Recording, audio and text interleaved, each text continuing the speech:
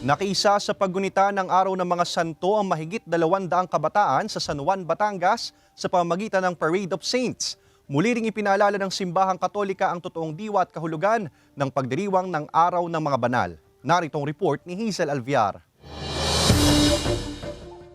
Mahigit 200 bata at kabataan ang lumahok sa Parade of Saints na isinagawa sa San Juan Nepomuceno Parish Church sa San Juan, Batangas kahapon. Bahagi ang aktibidad ng pagdiriwang ng All Saints Day. Ayon sa simbahan, layunin nitong itama ang taunang tradisyon tuwing Halloween. Sa halip na mga nakakatakot na kasuotan, damit ng mga santo at santa ang dapat maging sentro at ang mga banal daw ang nararapat tularan. Nais din ng simbahan na mamulat ang mga kabataan sa sakripisyo ng mga santo upang magsilbi nilang mga modelo. Sentro ng parada ang mga kalahok sa kanya-kanyang bihis at pagrepresenta sa pinili nilang santo. May nagdamit Berheng Maria at mga anghel, maging sa Poong Jesus Nazareno. Kasali rin ang mga cute na batang ito na nakadamit Santo Niño. At ilang kilalang santo sa lugar gaya nina San Juan Nepomuceno, San Vicente Ferrer at San Jose Marelo. Ang pagbibihis sa mga kabataan ng mga damit pangbanal ay ehemplo ng tamang paggunita sa araw ng mga santo ayon sa simbahan.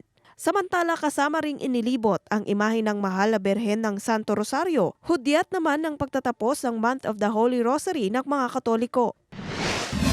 Samantala, nagsagawa rin ng kaparehong aktibidad sa Immaculate Conception Parish sa Balayan, Batangas. Ito na ang ikalawang beses na nagdaos ang Parade of Saints sa parokya na sinimula noong nakaraang taon. Sa pamamagitan daw ng gawaing ito na ipalalaganap ang totoong diwa at kahulugan ng pagdiriwang ng Araw ng mga Banal. Hazel Alviar, Balitang Southern, Tagalog.